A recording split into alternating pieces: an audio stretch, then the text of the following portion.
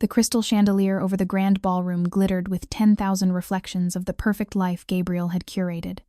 He stood before me, smiling the smile of a predator presenting a carcass, his arm already extended toward the velvet-draped table. This was our 10th anniversary party. It was a lavish public spectacle meant to reaffirm our status as the city's power couple. But I knew this was not a celebration. This was a psychological ambush. Gabriel, a successful fund manager. I needed my humiliation to be as flawless as his tailored tuxedo. He needed me to crack. To the woman who grounds me, Gabriel announced. His voice carried clearly to the 200 guests gathered in our penthouse. He slipped a velvet box into my hand. And to the life we built? I forced a smile. My resolve hardened like cold steel. I would not give him the satisfaction of seeing my fear. I knew this was his attempt to ruin me socially and emotionally. This was a brutal act of public cruelty designed to destroy my dignity in front of the city's financial elite. I opened the box to reveal a magnificent antique diamond brooch, easily worth 6 figures. The applause was deafening. The envy in the room was palpable. Gabriel leaned in. His breath was cold against my ear. He whispered that this was his gift to me, a permanent reminder that he could do better. Just then, a sharp, collective gasp filled the room as the side doors opened. Chloe, a junior partner at a rival firm and Gabriel's former lover, walked in. She was perfectly poised. She took a vacant seat at the main table, her eyes fixed on me with undisguised malice. The crowd's confusion was a heavy, suffocating blanket. Gabriel stepped back. His eyes challenged me to react. He expected me to scream. He expected me to cry. He expected me to flee the room, making a scene that would confirm his narrative that I was unstable. My public dignity was being systematically dismantled. I took a slow, deep breath. My internal monologue was clear and cold. He wants a scene, I'll give him a twist. I will not be the victim in his show. I did not react to Chloe. I did not address her presence. Instead, I looked directly at the diamond brooch. I looked back at Gabriel's smug, waiting face. Gabriel, darling, you truly are thoughtful, I said. My voice was sweet and measured. I turned toward Chloe, whose surprise was visible. But, Chloe, you look like you need a little sparkle tonight, more than I do. Take it. I walked over. I placed the velvet box, brooch and all, on the table in front of her. Enjoy it, I said with a genuine, unnerving smile. After all, Gabriel bought it using our money. The room erupted not in anger or tears, but in confused, shocked whispers. Gabriel's triumphant grin vanished. It was replaced by an expression of pure, unadulterated panic. His perfectly orchestrated act of public humiliation had failed instantly. He stammered. He was caught between demanding the antique back, which would admit his lie, and letting Chloe keep it. A massive financial loss. He had lost control of the narrative he so desperately needed to maintain. The party was ruined. For me, a tiny sliver of triumph had been carved out of the wreckage. The failure of his plan would force his hand toward even greater cruelty. Gabriel's attempt to regain control was swift and predictable. He could not afford to let my calm countermove stand. His entire image was built on the meticulous control of his private life. The next morning, the humiliation of part 1 had given way to a chilling, calculated assault on my sanity. The eureka moment, my realization of his deepest fear, hit me hard. He did not fear the truth. He feared the loss of control over the presentation of the truth. He feared being exposed as a sloppy, predictable manipulator. He initiated his second attack by weaponizing our closest confidant, Mark, a man Gabriel valued only for his influence on the city council. Mark called. His voice was thick with what sounded like genuine concern, but which was merely a script. Alexis, I'm truly worried, Mark said. Gabriel told me about your behavior at the party, giving away that beautiful antique. It is not like you. He thinks you might be struggling with paranoia. This was the gaslighting hook. Gabriel was using a third party, a seemingly objective business associate, to publicly validate the lie that I was unstable. He expected me to defensively deny the accusation, which would only make me sound more manic and confirm Mark's concern. I saw the trap instantly.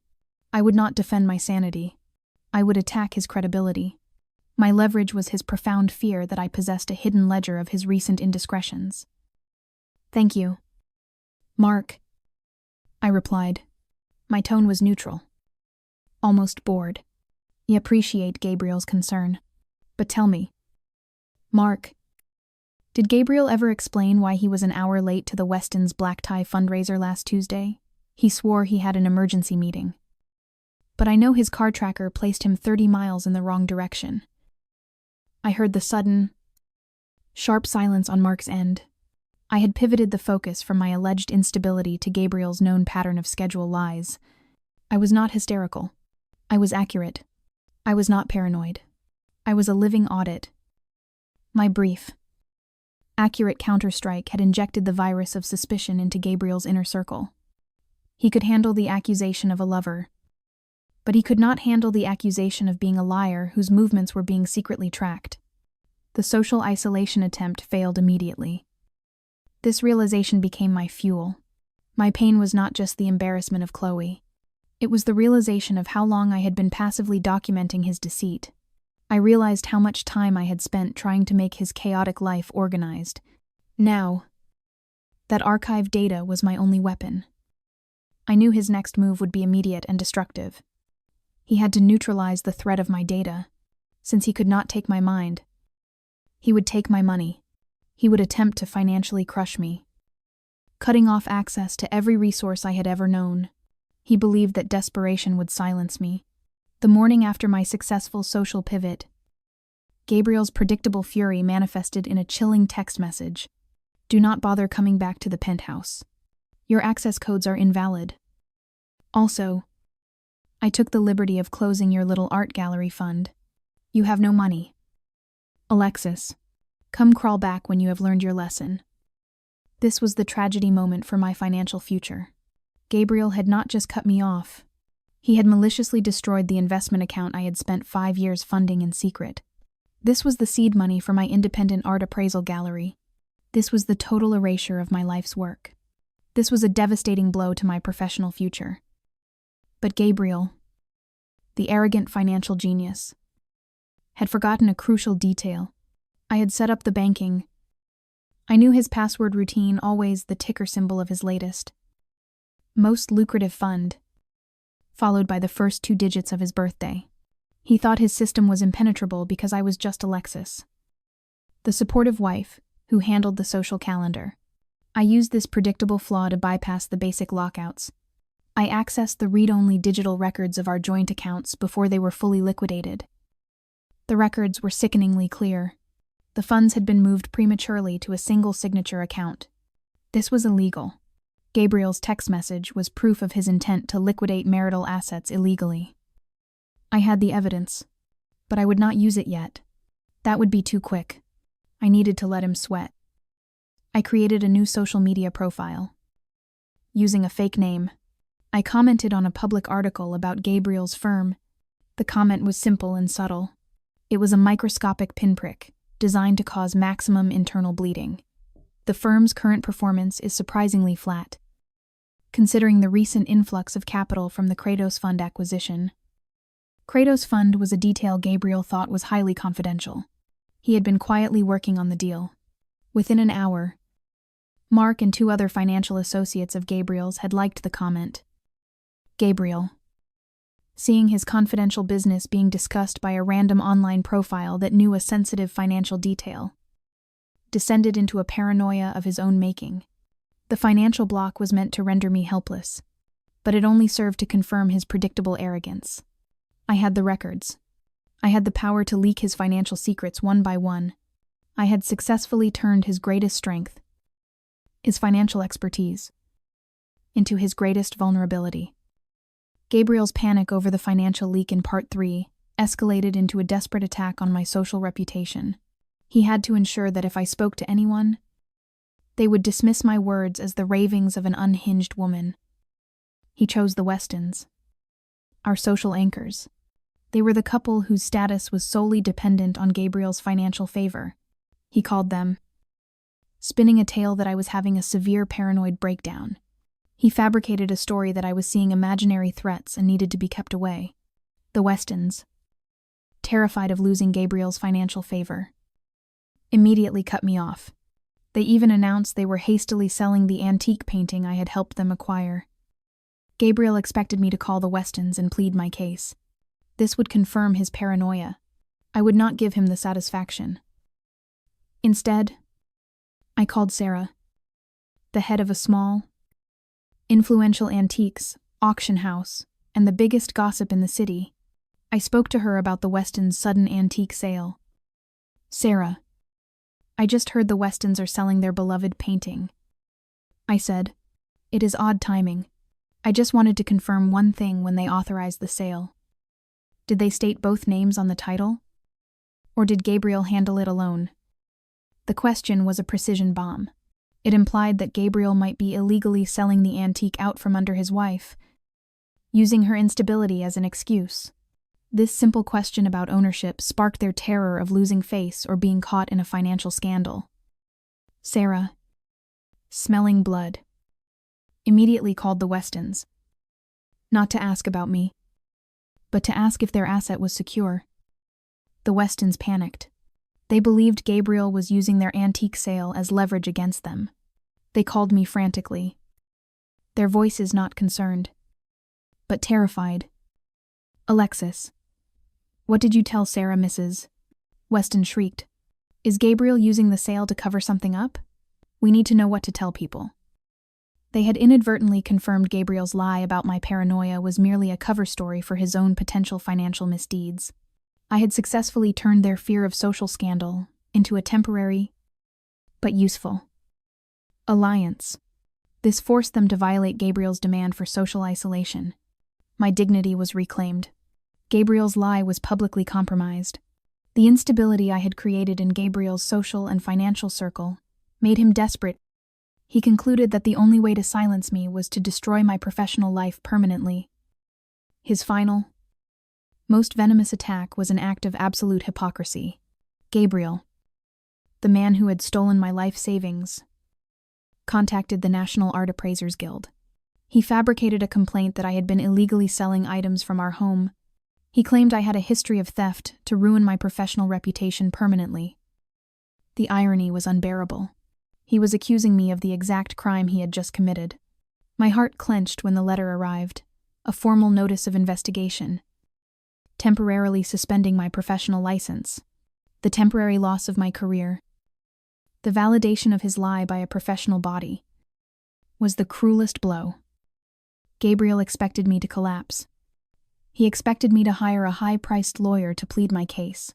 I would not give him the satisfaction. I did neither. My leverage was the very hypocrisy of his attack and the evidence of his own financial recklessness. I called the guild investigator, Mr. Hayes, back. I did not waste time defending my reputation. "Mr. Hayes," I said calmly, "I want to cooperate fully. I will gladly submit my financial records from the last 6 months. However, if you are looking for evidence of unauthorized liquidation and theft, I recommend you also look for something specific in Gabriel's personal expense reports. Specifically, any large, recent appraisal fees paid to an offshore consulting company in the Cayman Islands."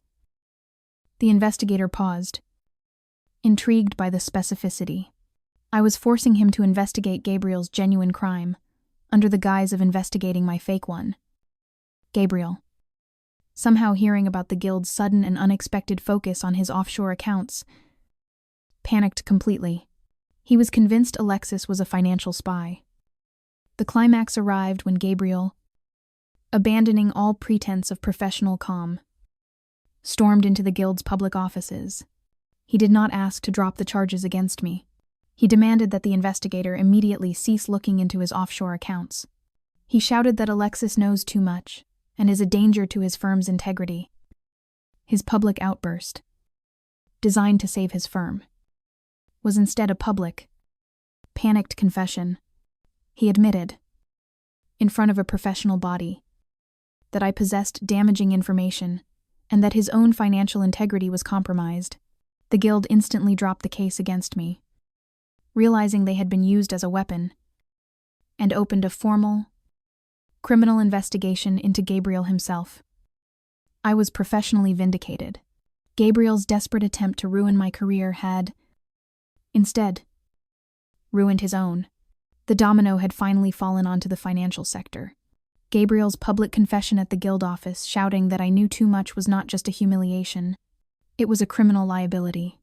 The Financial Crimes Unit was now investigating his offshore money laundering schemes.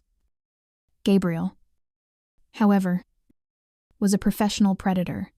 He hired the city's most ruthless divorce lawyer, Mr. Sterling, a man known for grinding down opponents through endless motions and depositions. The attack came in the form of a legal onslaught designed to bankrupt and exhaust me. Sterling filed a motion for an immediate and highly restrictive temporary restraining order. He alleged that I was stalking Gabriel and attempting to sabotage his business by using stolen data. The motion included a public document showing his firm was bleeding money. He blamed me for the leaks. Gabriel's expectation was clear. I would be forced to spend my last remaining capital on legal fees fighting a war of attrition. The continuous accusations of stolen data would turn the financial investigation against me. But Gabriel and Sterling made a critical miscalculation. They did not anticipate my preparational intelligence from years of organizing his life. I had quietly used the raw, time-stamped transaction data logs to create a detailed spreadsheet tracking every appraisal fee Gabriel had paid to his offshore company. I had the precise correlation between these payments and the money he had stolen from our joint accounts. I did not submit this to the court. I sent the raw data, unredacted, to the Financial Crimes Unit investigator Mr.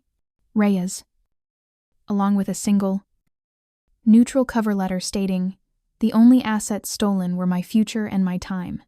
Here are the true records." The twist was immediate and devastating. The Financial Crimes Unit, now armed with unredacted data showing exactly how and when Gabriel had embezzled, froze all of his firm's domestic assets without warning. They cited evidence of flight risk.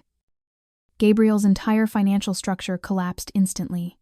The public list of clients in the court motion, intended to make me look like a saboteur, now looked like a list of people Gabriel had financially ruined. Sterling immediately withdrew from the case. Gabriel was left utterly exposed and professionally destroyed. The domino consequence was total financial ruin. Gabriel had lost his firm, his liquid assets, and his legal representation. He now only had one desperate move left: physical control. Gabriel, now legally and financially crippled, was utterly unmoored. His sophisticated attacks had failed. This forced him to regress to a primitive, physical act of control. His attack was the attempt to reclaim the penthouse, the symbol of his success and the last vestige of his power. He stormed the building. Using a hidden maintenance key, he began a campaign of silent psychological abuse. He destroyed small, meaningful items of mine. Like a priceless ceramic vase my grandmother had gifted me, he replaced them with notes saying, "It broke. You should have been here to protect it." He expected me to be forced back into the house by sheer desperation. He wanted the visual proof of my hysteria to support his claim that I was the unstable one. But my leverage was an overlooked piece of systemic knowledge. The high-end home security system Gabriel had dismissed, as my domestic hobby also used low-resolution environmental cameras to monitor for structural damage. I knew the password. I could access the silent video feed remotely. I waited until Gabriel, in a fit of narcissistic rage, smashed the priceless antique mirror I had inherited. The footage was grainy, but the sound was clear. Gabriel shouting vulgarities at the empty room, destroying the mirror, and then carefully planting a fake note to frame me. I sent the video, unedited and time-stamped, to Mr. Reyes at the Financial Crimes Unit, with the caption, Exhibit D, Evidence of Flight Risk and Intent to Destroy Evidence. The twist was that the video did not show property destruction. It showed a man in a state of uncontrolled emotional collapse, destroying his own valuable assets. Mr. Reyes, seeing a wealthy suspect, destroying evidence, and spiraling into emotional chaos, immediately issued a warrant for Gabriel's arrest based on the heightened flight risk and obstruction of justice. The payoff was cold and clean. Gabriel was arrested in his penthouse. Not by divorce lawyers or civil process servers, but by federal agents. Just as he was attempting to pack a suitcase full of my remaining jewelry, the physical arrest was the public, undeniable proof that Gabriel's entire facade was criminal, not just manipulative. The domino consequence was the total loss of freedom and the complete collapse of his public image. His arrest would irrevocably sever his last remaining professional tie. Gabriel's arrest for obstruction and flight risk was plastered across the city's financial news. But his final act of psychological warfare was yet to come. His attack came from the one place I thought was neutral, the board of directors of his investment firm, Meridian Capital. Gabriel, acting through his lawyer before his bail hearing, convinced the board that I was a criminal mastermind who had framed him. He instructed the board to immediately liquidate any remaining assets. He demanded they publicly disavow me, calling for my criminal prosecution for corporate espionage. He expected the board, comprised of his former allies and associates, to blindly side with the man they had trusted for decades. My leverage was the very thing Gabriel had forgotten about in his arrogance, the read-only financial records from Part 3. The records contained details of Meridian Capital's most recent quarterly earnings, which, thanks to Gabriel's recent reckless trades, were dangerously close to a regulatory violation. I sent an anonymous, 2-page letter, containing only the unredacted quarterly earnings report, the true, lower numbers, to an investigative financial journalist at a major newspaper. The twist was that the journalist, seeing evidence of serious financial misreporting, published an exposé not about Gabriel's arrest, but about the firm's financial instability. The board, terrified of regulatory scrutiny and a massive sell-off, did not disavow me. They immediately held an emergency meeting. They fired Gabriel for gross misconduct and fraudulent reporting. They publicly blamed him for the entire debacle, citing his unstable personal life as the catalyst. The irony was sweet. The payoff was the complete erasure of Gabriel's professional legacy. He lost the firm he had spent 20 years building. His professional reputation was completely ruined by the very people he had trusted. The domino consequence was the destruction of his social safety net. With no firm and no status, his wealthy social circle, led by Mark and the Westons, would completely abandon him. Gabriel, out on bond, was now a pariah, financially ruined and professionally destroyed. His final stand was a pathetic attempt to retain his social status. His attack was a final, desperate social media campaign. He posted a heavily filtered photo of himself looking sorrowful, alongside a fabricated narrative, "Alexis has betrayed me. I am the victim of a jealous, unstable woman who fabricated evidence to destroy my firm." He tagged every former friend and associate, begging for pity and validation. He expected his former friends, the Westons, Mark, and Chloe, to offer him sympathy, or at least public silence. He believed their shared history would be enough to keep him socially afloat. My leverage was the perceptive intelligence I gained from years of being the supportive wife. I knew their social code. Loyalty only existed in the presence of power and wealth. Gabriel now had neither. I did not respond to his social media post. I simply sent a single, short text message to Chloe and the Westons, containing the time-stamped video from Part 7 of Gabriel, smashing the antique mirror in his rage. No explanation, just the evidence. The twist was that the people he tagged did not offer silence. They attacked. Chloe, seeing the man she had briefly enabled, was now a broke, volatile criminal. immediately blocked him. She made a passive-aggressive public post about learning the hard way about toxic men. The Westons, terrified of being linked to a violent criminal, publicly unfollowed him and deleted all photos of him from their feeds. The payoff was total social exile. Gabriel's phone was silent. His notifications were empty. The social circle he had weaponized to isolate me had now turned on him completely. He was left utterly alone in his expensive, but now empty, penthouse. The domino consequence was the internal, psychological collapse. With no audience left to perform for, Gabriel's arrogance finally turned inward. This led to a complete mental breakdown just before the final legal confrontation. Gabriel's ultimate destruction was not delivered by me. It was delivered by the weight of his own calculated cruelty. The attack was a final, pathetic plea during the divorce hearing. Gabriel attempted to argue pro se, representing himself. He stumbled through a desperate narrative that the data was planted by me. He claimed the guild's investigation was a conspiracy. He collapsed into tears, begging the judge for a small allowance or the right to keep his sports car.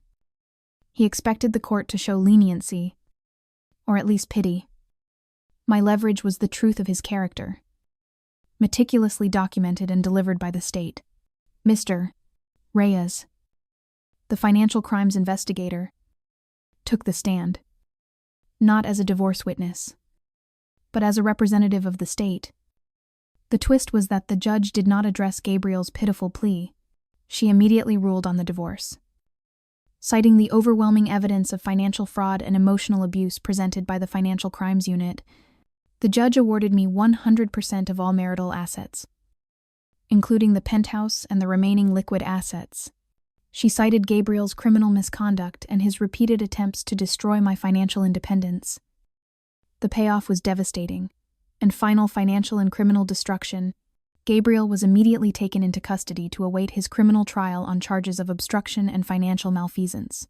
He lost everything: the penthouse, the assets, and his freedom. I walked out of the courtroom an hour later. I was legally, financially, and professionally vindicated. The penthouse was now mine. My first act was to liquidate the majority of the assets. I used the money to fully fund my independent art appraisal gallery. I changed the security system, deleting the environmental cameras, realizing I no longer needed to document his toxicity. My new beginning was quiet and profound.